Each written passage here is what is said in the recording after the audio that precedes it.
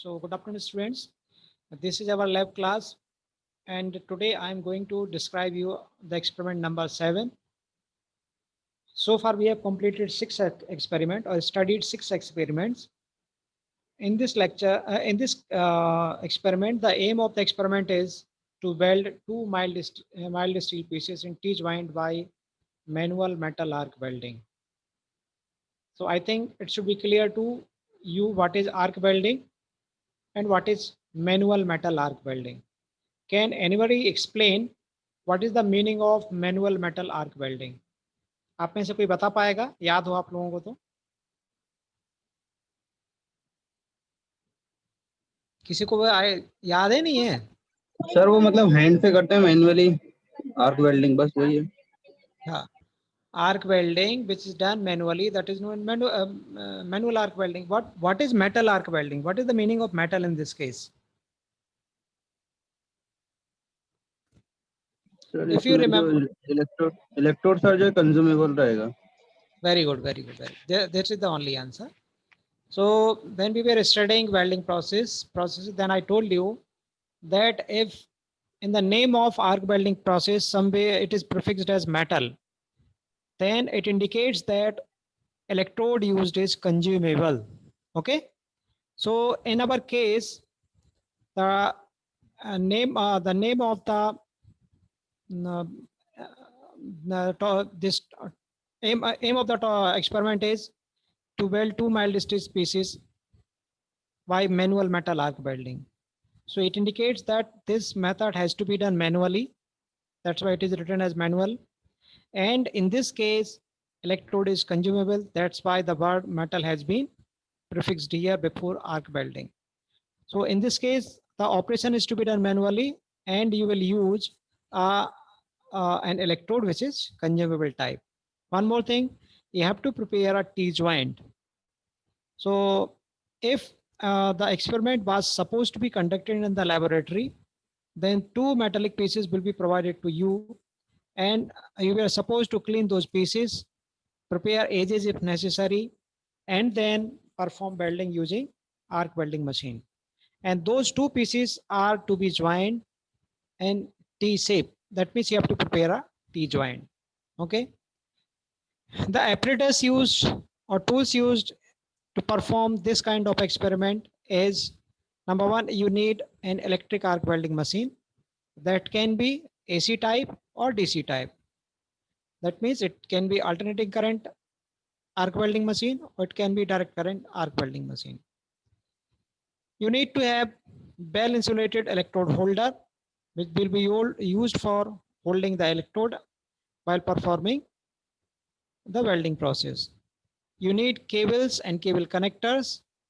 Actually, machine is placed somewhere and we have to make connections between machine and the workpiece and machine and the electrode. So for that purpose, we need cables and cable connectors. Earthing clamps to connect these cables and the workpiece. Welding helmet or hand screen is very, very important. During arc welding process, harmful gases as well as light emits during the arc generation. So in order to protect our eyes from those light, we need to use welding helmet or hand screen. On the hand screen or welding helmet, a black glass is used, which prevents the harm that is caused by the light generated during the arc welding process. We have to use safety goggles also, hand gloves also, aprons and sleeves for protecting ourselves, for hand, for sleeves. Welding electrodes are also needed because whenever we have to perform welding, arc generation is necessary as the process is arc welding. So to perform the arc welding process, we need electrodes. As the name indicates, since it is metal arc welding, so electrode used in this case is consumable type. That means the function of the electrode will be two folds. Firstly, it will be used for generating arc, and secondly, it will be used for providing flare material also. For cleaning the prepared joint, we use chipping hammer and the wire brush. So these are the tools or apparatus which are used for performing or preparing T-joint by manual metal arc welding. ठीक है ना, हम इसको बहुत पहले से पढ़ चुके हैं, अपन ने इसकी थ्योरेटिकल स्टडी भी की है। कायदे से ये एक्सपेरिमेंट हमको करना था, हम कराते ही हैं जब आप लोग वर्कशॉप में होते हो, बट अभी ऑनलाइन क्लासेस चल रही है तो मैं आपको सिर्फ यहाँ पे प्रोसेस एक्सप्लेन कर पाऊंगा। आपको यदि कोई डाउट आते हैं तो आप यहाँ पे मेरे से बिल्कुल से पूछ सकते हो। एम आपको बिल्कुल क्लियर हो गया, इसमें कोई डाउट तो नहीं कि हमको क्या बनाना है? So like any other experiment which is performed in any other lab, we have this well-defined aim. We have to prepare a T-joint by manual metal arc welding. So obviously to prepare a T-joint, we need to use two pieces in T positions. Okay. And these are the apparatus or tools used for performing manual metal arc welding. यहाँ पे कोई doubt हो तो आप पूछ सकते हो, otherwise अपन आगे चलते हैं बेटे। सर एप्रॉन्स एंड स्लीव्स बता दीजिए। कौन से बेटे? अच्छा, एप्रॉन्स एंड स्लीव। ठीक है, देखो वेल्डिंग हेलमेट किसके लिए इस्तेमाल किया जाता है? टू प्रोटेक्ट अवर आईज, ठीक है ना। Same Yes, purpose sir. Is safety goggles, लेकिन सेफ्टी गॉगल्स में नॉर्मली प्लेन ग्लास होते हैं, तो जब हम आर्क वेल्डिंग करते हैं उस केस में सफिशिएंट नहीं होता है। स्टील चिपिंग के दौरान जब हम चिपिंग कर रहे होते हैं उस केस में सेफ्टी गॉगल्स की आवश्यकता पड़ सकती है, ताकि जो स्लैग चिप के रूप में निकल के हमारी आंखों में ना जाए। हैंड ग्लव्स अपन के हाथ को प्रोटेक्ट करना है। Hand gloves are generally made of leather, ये लेदर के बने होते हैं। एप्रॉन्स एंड स्लीव्स क्या होता है, जब आर्क वेल्डिंग करते हैं तो आर्क वेल्डिंग के दौरान कुछ छोटे छोटे स्पिंटर्स, मतलब होता है सीट मेटल का, सॉरी उसका मोल्टन मेटल का जो पार्ट रहता है वो निकल के बाहर आता है, ठीक है ना। वो पार्ट कई बार हमारे हाथ पे गिर सकता है, हमारी स्लीव्स मतलब बाहें पे गिर सकता है, ठीक है। तो अपनी स्लीव्स को प्रोटेक्ट करने के लिए हम लेदर के बनी हुई स्लीव गार्ड्स भी यहाँ पे इस्तेमाल करते हैं। सिमिलरली एप्रॉन्स, जैसा कि आप केमिकल लैब, केमिस्ट्री लैब में पहनते हो, उसी प्रकार के एप्रॉन्स भी आते हैं जो कि लेदर के बने होते हैं, और अपन की चेस्ट को प्रोटेक्ट करने के लिए अपन उसको इस्तेमाल करते हैं। तो aprons and sleeves are used for protecting our chest and hands. Hand gloves, sleeves मतलब स्लीव आर्म के लिए पूरा रहता है, हैंड ग्लव्स सिर्फ हैंड के लिए रहता है। Safety goggles for eyes, welding helmet for eyes and head, ठीक है ना। ये इनकी सेफ्टी प्रिकॉशन डिवाइसेस हैं, ठीक। वेल्डिंग इलेक्ट्रोड है, वो फिलर मटेरियल का काम भी करेगा, तो अलग से फिलर रॉड यहाँ पर नहीं लिया गया है, ठीक है। क्यों? क्योंकि हमने स्पष्ट लिख दिया है कि हमारी प्रोसेस है that is metal arc welding. Any other doubt? No sir. बोलो बेटे, ठीक, आगे चले। Yes sir. Okay okay, so raw material use for this purpose, ये तो हमने यहाँ पे लिख लिए tool system used for performing the our experiment. The raw material is the two mild steel pieces. Normally in our workshop we use mild steel, that's why we supply you the mild steel pieces for joining those two pieces in the T shape. Procedure, आप लोगों में से कोई बता सकता है procedure क्या क्या होनी चाहिए? You simply remember that while performing any manufacturing operation, first of all you have to clean the raw material tools. तो इसमें अब अपने मान के चलते हैं कि हमारे पास जो टूल्स हैं वो सब क्लीन किए हुए हैं, तो first of all we have to clean the raw material. Raw material हमने क्लीन कर लिया, इसके बाद हमें क्या करना? If thickness is high, in this case it is 5 mm thick, so edge preparation is not needed in this case. लेकिन यदि कोई दूसरा केस होता है जहाँ पर हमें एज प्रिपरेशन की आवश्यकता होती है, 5 mm से थिकनेस ज़्यादा हो, तो उस केस में हमें कुछ एज भी बनाना पड़ता है। एज आपको याद आ रहा होगा, like bevel, single bevel, double bevel, single U, double U, single J, double J, single B, double B. So those kinds of edges are needed to be prepared for making welding joints. In this case, thickness of the sheet is just 5 mm, so no edge preparation is needed, but the pieces to be joined should be thoroughly cleaned. Okay, so this is first step. अब इसके बाद हमें क्या करना है? Connection करना है। तो हमने यहाँ पे क्या लिखा? Mild steel pieces are cleaned to remove any dirt, grease or oxide present on the external surface of the work part. This is necessary because if we do not clean the parts to be welded, then anything present over the surface of the mild steel pieces may affect our welding joint. It will certainly affect our welding joint. Okay. Then preparation of edges on pieces is done to suit the lap joint, T joint, whatever we are going to make. But since in this case, thickness of the mild steel pieces is just 5 mm, so no edge preparation is needed in this case. Marking on mild steel pieces done according to dimension provided. So this procedure is written in journal. So we have to mark the mark the 2 mild steel pieces so that we are able to join these 2 pieces in T position. Proper earthing connections of the arc welding machine is done. Earthing connections means we have to connect, actually whenever we connect the welding machine with the power supply, at the end terminal you can see 2 types of terminals. From one terminal we connect the workpiece, from another terminal we connect the welding electrode using cables, welding cables. तो इसी को लिखा गया proper earthing connections to the. इसके बाद क्या होता है कि हमने वर्कपीस तो जोड़ दिया, लेकिन वर्कपीस का प्रॉपर अर्थिंग कनेक्शन करना होता है, ठीक है ना, जिससे कि जो मैग्नेटिक फ्लक्स लाइंस होती हैं वो सारी की सारी ग्राउंड हो जा सकें। यदि मैग्नेटिक अपन प्रॉपर अर्थिंग कनेक्शन प्रोवाइड नहीं करते हैं तो मैग्नेटिक फ्लक्स लाइंस वहाँ पे क्या आर्क ब्लो की प्रॉब्लम क्रिएट करेगा। Current voltage of the welding machine is set as per the dimensions of the workpiece. Actually, welding machines can be classified in 2 ways. First, according to the type of current used, it can be AC type or it can be DC type. This is first classification. That means we can have a welding machine in workshop as AC welding machine, or we can have a DC welding machine. In present case, in our workshop, we are having AC welding machine.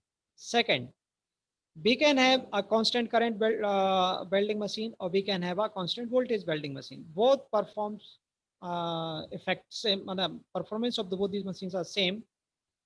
Okay, but in case of a constant current welding machine, current is kept constant and it is the voltage which is varied depending upon the thickness of the workpiece.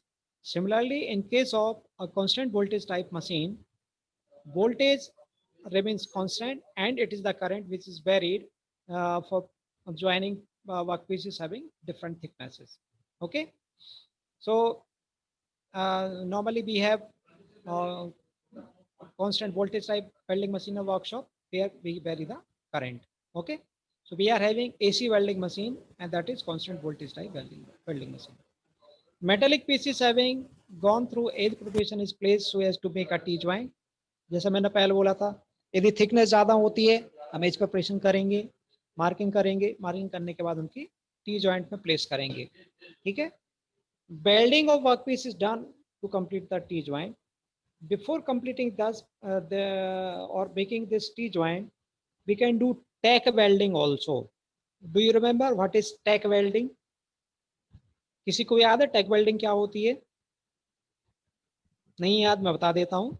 बोलो बोलो, यदि किसी को बोलो बेटे, विकास बोलो। Take और टैक sir पढ़ा तो था sir.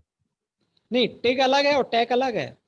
Take is tungsten cut welding और टैग वेल्ड का मतलब होता है छोटा सा टाका वेल्डर शुरुआत में लगाता है, ठीक है ना, ताकि कि वर्कपीस अपनी जगह अपनी पोजीशन से खिसके ना, लगा रहे। हाँ, उसको वो बोलते हैं टाका बोलते हैं वहां पे। And in our engineering language that is known as tag weld. तो टैग वेल्ड का मतलब एक लूज हल्का सा अपन वेल्डिंग हल्की सी कर देते हैं जिससे कि वर्कपीस अपनी जगह से खिसके ना। So before completing the movement ना हो, वो सिर्फ अपनी जगह से डिसलोकेट ना हो, तो हम वर्कपीस की टी वेल्डिंग करेंगे और फिर इसके बाद वेल्डिंग करेंगे। अभी एक सेंटेंस में लिखा गया है कि welding of the workpiece is done to complete the T joint, but sometimes we can decide the number of passes needed for this. कई बार एक पास में हो जाता है, कई बार 2 पास में होता है। Suppose the welding of the workpieces to make a T joint require 2 passes. In that case, after performing 1 pass, you have to stop the process. Then you have to thoroughly remove the slack over the weld joint. आपने अब एक पास में जो weld wheel बनाई थी, weld wheel बनाने के बाद आप प्रोसेस को थोड़ा सा रोकोगे, इसके बाद उसके ऊपर जो डिपॉजिट हुआ है स्लैग उसको निकाल के अलग करोगे और वायर ब्रश से उसको क्लीन करोगे। क्लीन होने के बाद आप फिर सेकंड पास के लिए जाओगे। So this process is to be adopted for joining metallic pieces in T joint or lap joint or butt joint, whatever it is. Slag is removed from the freshly prepared weld as it cools down with the help of chipping hammer and wire brush. यदि हमने उसको complete भी कर लिया तो उसके बाद भी हमें क्या करना है, स्लैग को रिमूव करना है, उसको क्लीन करना है, ठीक है ना. सो दिस इज द प्रोसेस और प्रोसीजर फॉर ज्वाइनिंग 2 और मोर मेटेलिक वेल्डिंग पीसेस. अब इसमें एक चीज लिखी हुई है जो अपन ने नहीं लिखी, उसको अपन डिस्कस कर रहे हैं कि how we are going to vary the current और वोल्टेज. तो इसमें तरीका ये रहता है, जो वेल्डर रहता है दैट नोज कि for this much thickness of the work piece what is the current setting और वोल्टेज सेटिंग, ठीक है ना. तो यदि 5 mm का वर्क पीस है तो उस केस में कितना करंट रखना है, कितना वोल्टेज रखना है, उसको पता होता है. तो कांस्टेंट करंट टाइप की मशीन है तो वोल्टेज वेरी किया जाएगा, कांस्टेंट वोल्टेज टाइप की मशीन है तो करंट वेरी किया जाएगा. बट एक ट्रेंड वेल्डर को पता होता है कि यदि सीट की थिकनेस कितनी है तो हम उसमें कितने रखें. नॉर्मली जो कांस्टेंट वोल्टेज मशीन होती है उसमें करंट की जो सेटिंग होती है वो 100 एम्पियर, 150 एम्पियर, 200 एम्पियर लाइक उसमें कुछ की जाती है. तो सपोज अपन लोअर करंट से स्टार्ट करते हैं, एम्पियर से स्टार्ट करते हैं और आरकी की स्ट्रेंथ सफिशिएंट नहीं है, then we will have to go for changing the current setting. आप भी जब यदि वेल्डिंग करोगे वर्क पीस की प्रॉपर पोजीशन में लाने, क्लीन करने के बाद, मार्किंग के बाद, टैग वेल्डिंग करने के बाद जब आप फर्स्ट पास के लिए जाओगे तो उस केस में आप करंट सेट वहाँ पे करोगे. करंट सेट करने के बाद आप जॉइंट वेल्डिंग कंप्लीट करोगे एक पास के लिए. इसके बाद स्लैग रिमूव करोगे, जॉइंट को क्लीन करोगे और इसके बाद सेकंड पास के लिए जाओगे, ठीक है. So this will be the procedure for completing the welding joint. और कोई डाउट है यहाँ पे बेटे? सर No, वो sir. टैग सर क्या स्पेलिंग सर TAG है ना, टैग किसकी बेटे? टैक, TACK, TAC के टैग. TACK, टैक वेल्ड. ओके जो टेम्पररी वेल्ड अपन बनाते हैं yes so that the two work pieces do not separate apart during the welding process. वो अपने वजह से, किसी और वजह से खिसक सकते हैं वहां से, तो अपनी जगह पे प्रॉपरली बने रहे, उसके लिए हम हल्का सा छोटा सा वेल्ड कर देते हैं, टेम्पररी वेल्ड कर देते हैं. हालांकि इसको तोड़ना नहीं पड़ता है, वो बाद में कम जब अपन पास स्टार्ट करते हैं उसी में मेल्ट होता रहता है. हाँ, उसी के ऊपर कर देते हैं. यस. और कोई doubt? No sir, okay sir, clear. ठीक है, रिजल्ट तो बन गया. चलो भाई, अपने जो बनाया था वो बन गया. यहाँ पे now we discuss some procedures, precautions to be taken while performing this experiment. The workpiece should be cleaned and its preparation should be done properly. This is a precaution has been written in journal. Even if you perform any kind of welding on any type of workpiece, then you have to follow this precaution. Workpiece should be thoroughly cleaned, number one, and edge preparation should be made. If it is not needed, okay, the cleaning of the workpiece is sufficient. Second is welding current should be adjusted properly to prepare a good quality weld. ये बहुत जरूरी होता है. जैसे मैंने अभी आपको पहले बताया था, कई बार कम करंट से क्या होता है, आर्क की स्ट्रेंथ प्रॉपर नहीं होती है, उसका पेनिट्रेशन प्रॉपर नहीं होता है. पेनिट्रेशन का मतलब कितनी डेप्थ तक उसको मेल्ट करने जा रहा है. तो उस केस में जॉइंट, हाँ, उस केस में जॉइंट स्ट्रांग नहीं बनेगा. तो जब आप अच्छे वेल्डर बन जाओगे, या आपने कभी देखा होगा, वीडियोज देखोगे, तो उसमें वो करंट या वोल्टेज सेट करते रहते हैं. तो ये जो स्टेटमेंट लिखा गया है प्रिकॉशन का, वो इसलिए लिखा गया है कि आपकी जो मशीन है that is constant voltage type. इसलिए हम क्या वेरी करेंगे, करंट वेरी करेंगे या एडजस्ट करेंगे. यदि हमारे पास एक कांस्टेंट करंट मशीन है तो उस केस में हम करंट की वैल्यू हम चेंज कर ही नहीं सकते, वहां पे वोल्टेज को वेरी करके रखना पड़ेगा. Okay. Third, adequate protection must be taken while welding two pieces to prevent any damage to eyes and bodies. तो उसके लिए अपन ने उतने सारे जो टूल्स के लिए लिखे थे, जैसे hand gloves, apron, sleeves, welding goggle या वेल्डिंग हेलमेट, ये सारे के सारी जरूरी होती है. क्योंकि जब हम आर्क वेल्डिंग करने जा रहे होते हैं तो उस दौरान जो रेज निकलती हैं वो अपनी आई को हार्मफुल होती हैं, ठीक है ना. आईज के लिए बहुत हार्मफुल है, तो उसके लिए हमें वेल्डिंग हेलमेट ही इस्तेमाल करने चाहिए. सिंपल गॉगल भी वहाँ पे काम नहीं करेगा, वो आपकी आईज को हार्म क्रिएट करेगा. इसके अलावा वहाँ पे कुछ फ्यूम्स भी निकलती हैं. एक्चुअली क्या होता है, जो इलेक्ट्रोड हम इस्तेमाल करते हैं उसमें कोटिंग होती है, तो उसकी वजह से जब वो एटमॉस्फेरिक गैसेस के साथ रिएक्ट करता है तो कुछ फ्यूम्स भी निकलती हैं, उनसे हमें दूर रहना चाहिए. Arc welding produces a lot of heat. Most of the heat is absorbed by the workpieces. Hence, do not touch the freshly prepared joint just after welding by bare hand. This is very, very important. हम जिस पे हमने welding करके आए हैं वो actually उसमें heat काफ़ी ज़्यादा होती है, धीमे धीमे करके वो ठंडा होता है, उसको बेयर हैंड से आप उसको नहीं छूना है। यदि आप उसको छूना ही पड़े तो use tongs for placing the work freshly prepared work piece to some other location. ठीक है, so these are some precautions. Now I will discuss with you some expected biobobos questions. Define welding and give its broad classification. तो welding की आप definition जानते हो, it is metallurgical fusion process wherein two or more work pieces are to be joined as a single work piece. In classification, initially there are two important classifications are there. You can classify as solid state welding and number two, fusion welding process. In case of solid state welding, you can write down the name of welding processes as friction welding, Smith forge welding, and in fusion welding process, arc welding is there, gas welding is there, resistance welding is there, like that, all those processes. Why cleaning of surface of the workpiece to be welded is necessary? आप में से कोई answer बता सकता है इसका? Yes sir, ताकि sir जो जॉइंट हम बना प्रॉपर रहे हैं वेल्डिंग उसमें हो पाए ऑक्साइड सर। प्रॉपर जॉइंट बन सके सर, हाँ नहीं, क्या ताकि होता है नहीं तो यदि उसमें ये ऑक्साइड चले जाएंगे, वेरी ऑक्साइड गुड, चले जाएंगे और उसको वीक कर देंगे। वेरी गुड, वेरी गुड, सही, यही आंसर सही है इसका कि यदि हमने क्लीन नहीं किया तो जो ऑक्साइड्स वगैरह फॉर्म होंगे या जो अनवांटेड मटेरियल वहाँ पे रहेगा ज्वाइंट के साथ अंदर चला जाएगा और वेल्डिंग ज्वाइंट को वीक करेगा। Very good. Why edge preparation is necessary, बता सर सकते हैं आप लोग इसका? ज्यादा थिकनेस, सर जिस पीस की ज्यादा थिकनेस होगी सर उसको हमें एज प्रिपरेशन से जो है करते हैं ताकि वो अच्छे से जॉइंट हो सके, हाँ नहीं तो नहीं, इसका ऊपर ऊपर हाँ, सरफेस को हो वेरी जाएगा। Very good, very good. इसमें एक और थोड़ा अपन अप्रोप्रिएट चलते हैं, क्योंकि थिक वर्क पीस होता है तो जो आर्क की स्ट्रेंथ होती है वो पूरे वर्क पीस को एक साथ मेल्ट नहीं कर सकती उतनी थिकनेस को। तो हम क्या एज बना लेते हैं और अपने जो इलेक्ट्रोड रहता है उसको अपन नीचे तक ले जाते हैं ताकि उतनी जगह को वो पेनिट्रेशन मेल्ट ज्यादा कर होगा। सके। हाँ, पेनिट्रेशन, हीट पेनिट्रेशन उसका ज़्यादा हो, उसके लिए करते हैं हम। Yes sir. अब इसके नेम एंड स्केचेस तो नाम मैं बता देता हूँ, स्केच तो बना पाऊंगा यहाँ पे। इसके नेम यस जैसे मैंने आपको बताए थे, ठीक है, V shape, single U shape, bevel, double bevels, हाँ, single U, double U, but single J, joint. Double J. Very good. नहीं, वो ज्वाइंट है, ये एज है, एज अलग है। अच्छा हाँ नेम द सर। हाँ, name the various apparatus used in electric arc welding। apparatus के नाम बताओ, अपन ने अभी ये लिखे हुए हैं ऊपर के ऊपर, तो सेम नेम यहाँ पे आ जाएंगे। What is the arc and how it is established in manual metal arc welding?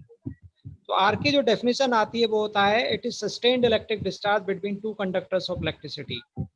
ये इलेक्ट्रिक डिस्चार्ज ये कुछ नहीं है। और इलेक्ट्रिक डिस्चार्ज कब होता है?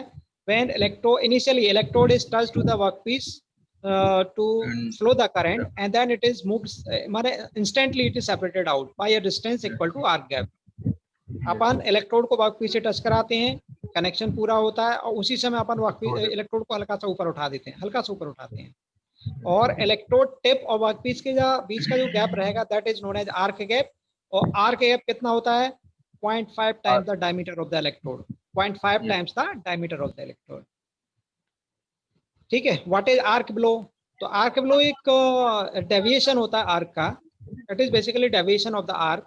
हम जहाँ पे आर्क पहुंचाना चाहते हैं वहां ना पहुंच के और कहीं जाता है। तो नॉर्मली क्या कॉर्नर होता पे है, सर। हाँ, कॉर्नर के केस में अपन को दिक्कत आती है, और वो जो पुराना मेटल मेल्ट हो चुका होता है, मोल्टन मेटल है, तो उसी के ऊपर डायरेक्ट होने लगता है। ठीक है ना। तो उसके इस केस में कुछ उसमें कुछ जो मोल्टन मेटल निकलता रहता है वो निकल के बाहर आ जाता है। ठीक है। आर्क ब्लो के साथ जो स्लैग बनता है वो अंदर जा सकता है, तो वेल्डिंग जॉइंट को वो पुअर बनाता है। Differentiate between AC and DC welding apparatus बता सकते हो इसमें क्या क्या होता है? सर एसी में एसी, जो है हम टर्मिनल सर मतलब कांस्टेंट रहते हैं, वो मतलब चेंज कर सकते हैं, और डीसी में जो है कांस्टेंट रखना नहीं। नहीं, बिल्कुल, एसी वेल्डिंग में क्या होता है, हम इस्तेमाल करते हैं transformer, yes and in case of DC sir. Welding पे यूज रेक्टिफायर और जनरेटर। तो जो मशीन होगी वो जनरेटर होगा किस केस में? डीसी के केस में। और जो मशीन यस होगी वो होगी ट्रांसफार्मर टाइप की किस केस में? एसी के केस में। यस ठीक है ना, ये बेसिक डिफरेंस आता है। बाकी साइज बड़ी होती है जनरेटर की, और एसी वाले जो ट्रांसफार्मर होता है उसकी साइज छोटी होती है। सो और भी डिफरेंस आप वहाँ पे देख सकते हैं। टर्मिनल चेंज कर सकते हैं और हाँ, एसी वेल्डिंग में आपकी जो पोलैरिटी रहती है वो कंटिन्यूसली चेंज होती रहेगी, डीसी के केस में वो कांस्टेंट रहेगी। Why electrode is used in the arc electric arc welding? तो भैया इलेक्ट्रोड के केस में, इलेक्ट्रिक आर्क वेल्डिंग के केस में बगैर इलेक्ट्रोड के वेल्डिंग हो ही नहीं पाएगी। क्यों? क्योंकि आर्क जनरेट नहीं होगा। तो इसका फर्स्ट और फॉरमोस्ट जो फंक्शन है वो आर्क जनरेट करना, वो इसके साथ ही होता है। ठीक है। What is flux? तो फ्लक्स एक कोटिंग है जो कि किसके ऊपर दी जाती है? इलेक्ट्रोड के ऊपर दी जाती है। ठीक है ना? यस ठीक है। और किस लिए दी जाती है? उससे कई बार हम साइड ना बने। टच अलाउइंग एलिमेंट भेजते हैं। ठीक है। इसके अलावा सेलेक्ट बनाने के लिए कुछ एलिमेंट्स अपन डाल देते हैं। इसके अलावा आर्क ब्लो की प्रॉब्लम को खत्म करने के लिए, आर्क को स्टेबल बनाने के लिए हम कुछ एलिमेंट्स उसमें डाल देते हैं, इसलिए कोटिंग वहां पे देते हैं। लेकिन उस पूरे का नाम होता है फ्लक्स कोटिंग ही होता है। Draw the sketches of two metal pieces, तो बना लेना है इसके lap joint, butt joint lap में एक दूसरे के ऊपर होगा, बट में वो टच करेगा, कॉर्नर जॉइंट, ये बना लेना। Describe the method of joining of two metallic pieces in lap position. तो जैसे ये टी की है वैसे लैप की है, आपको बस क्या करना है, उसकी अलग पोजीशन में रखना है। टी के केस में टी शेप का रखेंगे और लैप के केस में ओवरलैप करके रखेंगे वहां पर। So this is the description of the experiment number 7। ठीक है, जिसका एम था to weld two mild steel pieces in T joint by manual metal arc welding. आपको यदि कोई क्वेश्चन है तो आप अनम्यूट करके पूछ सकते हो, अटेंडेंस डालो। सर जब एक्सपेरिमेंट लिखेंगे तो उसमें प्रोसीजर भी लिखना है क्या? हाँ, प्रोसीजर लिखेंगे ना अपन, बगैर प्रोसीजर के कैसे खत्म हो जाएगा हमारा। हाँ एक्चुअली क्या होता है, अपन दूसरी लैब में अपन एक्सपेरिमेंट करते हैं तो प्रोसेस लिखते हैं उसमें, अपन को इस केस में प्रोसीजर लिखनी है। मैन्युफैक्चरिंग का जो अपना एक्सपेरिमेंट रहेगा उसमें अपन कोई वर्कपीस बनाएंगे, उसमें उसकी शेप में चेंज करेंगे, मैन्युफैक्चरिंग करेंगे, तो इसके उसमें प्रोसेस ही लिखी जाएगी वहां पर। सर ये सर आर्क ब्लो को सर थोड़ा सा मतलब मैं वो थोड़ा सा भूल गया हूँ, तो उसको सर रिमूव कैसे कर सकते हैं उस प्रॉब्लम को? आर्क ब्लो को रिमूव करने का तरीका देखो, एक तो सबसे बड़ा है कि we will shift the DC machine, we will change the DC machine to AC machine. Actually DC में क्या होता है, वो जो पोलैरिटी रहती है वो कांस्टेंट हो जाती है, तो हम पोलैरिटी कंटिन्यूस चेंज कराएंगे। तो उसके लिए कि यदि आपके पास डायरेक्ट करंट है तो मशीन है तो उसको एसी करंट मशीन से चेंज कर दो, नंबर 1। नंबर 2, जिस एंड पे एक्चुअली जो वर्कपीस के अपन एंड पे पहुंचते हैं वहां पे जाने के बाद आर्क ब्लो की प्रॉब्लम सीवियर होती है, तो हम वहां पे क्या करें, वहां पे ग्राउंडिंग कनेक्शंस बढ़ा दें, वहां पे ग्राउंडिंग कनेक्शन बढ़ा दें। ठीक है ना? तीसरा तरीका होता है कि जब अपन वर्कपीस के एंड पे पहुंचने वाले हैं तो हम वर्कपीस से थोड़ा दूरी पे एक दूसरा मेटल का टुकड़ा और रख दें वहां पे उसी टेबल के ऊपर। तो जो मैग्नेटिक फ्लक्स लाइंस होंगी वो हालांकि वो माने उसकी वेल्डिंग नहीं होनी चाहिए दूसरे वर्कपीस की, ठीक है ना, वो उस वक्त जो मैग्नेटिक फ्लक्स लाइंस होंगी वो दूसरे वर्कपीस में पास होके ग्राउंडिंग में चली जाएंगी। तो ये कुछ इसके अलावा कुछ आर्क स्टेबल करने के लिए हम यहाँ पे वो डाल सकते हैं, एलिमेंट्स ऐड कर सकते हैं फ्लक्स।